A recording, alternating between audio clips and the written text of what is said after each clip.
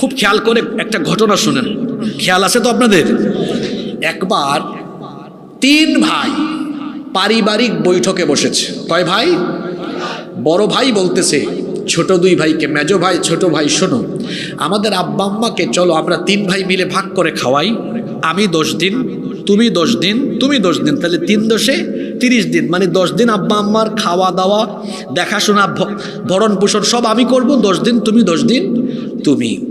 মেজো ভাই বলল বড় ভাই আমি আপত্তি করলাম, 10 দিন 10 দিন সময় কম হয়, চলেন আমরা হয় 1 মাস 1 মাস করে খাওয়াই, নইলে 4 মাস করে, তাইলে বছরে একবার পড়বে 4 4 4, অথবা 1 মাস 1 মাস করে।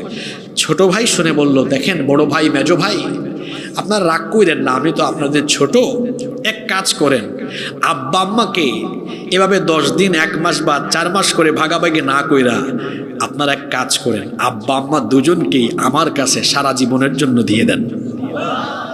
আচ্ছা আপনারা তো সুবহানাল্লাহ কইলেন, কিন্তু ওই 2 ভাই বড়টা আর মেজোটা মনে মনে খুব খুশি, আরে আমাদের খরচ বাঁচলো, খাওয়ানো লাগলো না, চিকিৎসা করানো লাগবে না, দেখাশোনা লাগবে না।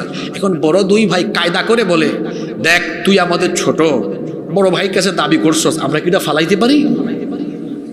যা তুই ছোট ভাই হিসাবে তোর দাবি আমরা পূরণ করলাম, আদর করে তোর দাবি আমরা মেনে নিলাম। এই 3 জনের আলাপ শুনেছেন আরেক চাচা এসে ওই ছোট ছেলেকে বলতেছেন বাবা তুমি তো বড় ব্যাককল।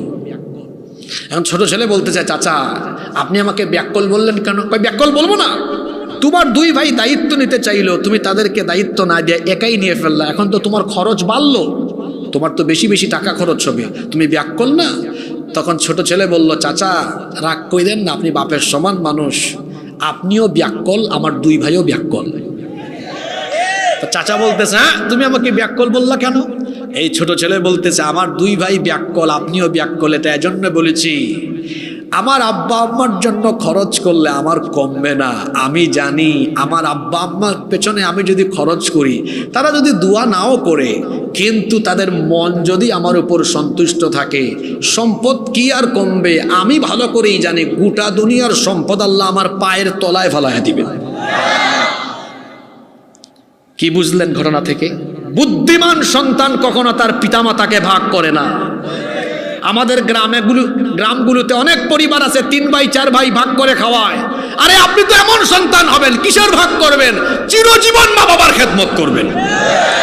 আব্বা আম্মার খেদমত করতে পারা সৌভাগ্যের ব্যাপার, কারণ রসুল বলেছেন যার ঘরে আব্বা আম্মা আছে তার ঘরেই তার জন্য জান্নাত আছে। সুবহানাল্লাহ।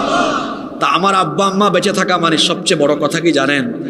আব্বা আম্মা থাকা মানে আমার জন্য দোয়া করার মানুষ এখনো, আহারে আপনাদের মাহফিলে আমি যখন আসতেছিলাম আমার তো বাবা নেই, আমার মাকে ফোন